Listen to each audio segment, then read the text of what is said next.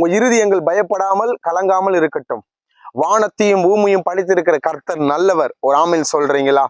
அநேக விதமான நம்ம வாழ்க்கையை கடந்து போகிற நாட்களில, நம்ம வாழ்க்கையை வாழ்கிற அந்த சூழ்நிலை மத்தியில பலவிதமான சூழ்நிலைகள், இல்ல பிரச்சனைகள், இல்ல தேவைகள், இல்ல ஒரு விதமான எதிர்பார்ப்புகள் நம்மளை கலங்கடிக்கிற மாதிரியும் நம்மளை பயமுறுத்துற மாதிரியும் வரும் பாருங்களேன்.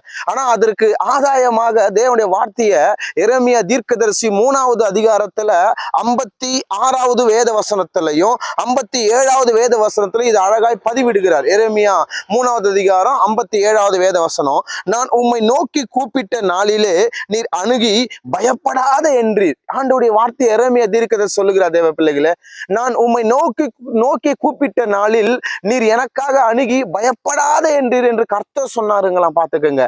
நீங்க அப்படியே உடைந்து போன ஒரு சூழ்நிலை, பயந்து போயிருக்கலாம். அடுத்து நான் என்ன செய்ய போறேன் ஒரு பயத்தோட நீங்க இருக்கலாம். என்னுடைய படிப்பு என்ன ஆகும், என்னுடைய பிள்ளையோட எதிர்கால வாழ்க்கை என்ன ஆகும், ஒரு விதமான பயத்துக்குள்ளவே நீங்க நின்று இருக்கலாம் பாருங்களேன். ஆனால் ஆண்டவருடைய வசனம் சொல்லுகிறது, நீங்கள் அவரை நோக்கி கூப்பிடும் பொழுது, அப்படின்னா நீங்கள் கடவுள் சமூகத்தை தேடும் பொழுதும், அவர் சமூகத்துல ஒரு விண்ணப்பத்தை வைக்கும் பொழுதும், அவருடைய பரிசுத்த ஓய்வினால் ஆராதனை நீங்க அனுசரிக்கும் போதும் பாருங்க, அவரை நோக்கி நீங்க கூப்பிடும் பொழுது அவர் ஆண்டவருடைய வார்த்தை சொல்லுதுங்க, அவர் உங்களுக்காக அணுகி, மகனே மகளே நீ பயப்படாத, நான் உனக்காக நான் துணை நிற்கிறேன், நான் உன்னுடைய விண்ணப்பத்தை நான் நிறைவேற்றுவேன், உன்னுடைய தேவைகளை நான் சந்திப்பேன்.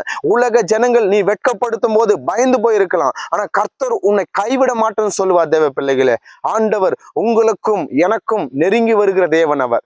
உங்களையும் என்னையும் அவர் கைவிடாமல் இருக்கிற தேவன் அவர். ஒரு நன்றி இயேசுவேன்னு சொல்லுங்க பார்க்கலாம். எதை குறிச்சும் பயப்படாம இருங்க தேவ பிள்ளைகளே.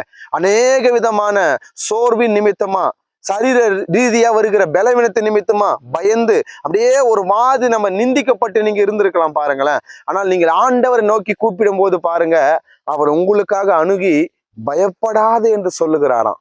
பயப்படாதீங்க. நீங்க வாங்குறது கொஞ்சம் சம்பளமா இருக்கலாம், ஆனா எப்படி என் குடும்பத்துக்கும் என் பிள்ளைய நான் படிப்பு வைப்பேன், ஒரு பெரிய எண்ணம் உங்க இருதயத்தை கலங்கடிக்கும், பயமுறுத்தும். ஆனால் நீங்கள் தேவ சமூகத்தை நீங்க தேடும் பொழுது நீங்கள் பயப்படாது இருக்கத்தக்க கிருபைகளை அவர் உண்டு பண்ணுவார். நீங்கள் பயப்படாமல் இருக்கத்தக்க அற்புதத்தை உங்களுக்கு அவர் செய்வார்.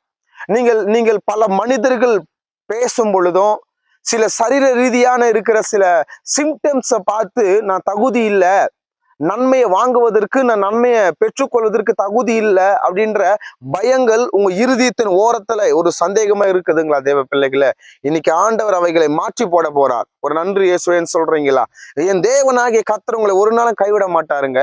எரேமியா 3வது அதிகாரம் 57வது வசனம், நான் உம்மை நோக்கி கூப்பிட்டேன், உம்மை நோக்கி நான் கூப்பிட்டேன், ஆண்டவர் அணுகி பயப்படாது என்று சொன்னார். கண்கள் மூடி நாம் ஜெபிக்கலாமா? தேவ நாமத்துக்கு மகிமை உண்டாகும்படியா.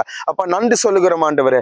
எரேமியா 3வது அதிகாரம் 57வது வார்த்தையின் பிரகாரமா உம்மை நோக்கி நாங்கள் கூப்பிடுகிறோம், நாங்கள் பயப்படாமல் இருக்கத்தக்க அற்புதங்கள் எங்களுக்கு நடக்கட்டும். இயேசுவின் நாமத்தின் நல்ல பிதாவே, ஆமேன். கர்த்தர் உங்களை ஆசீர்வதிப்பாராக. ஆமேன்.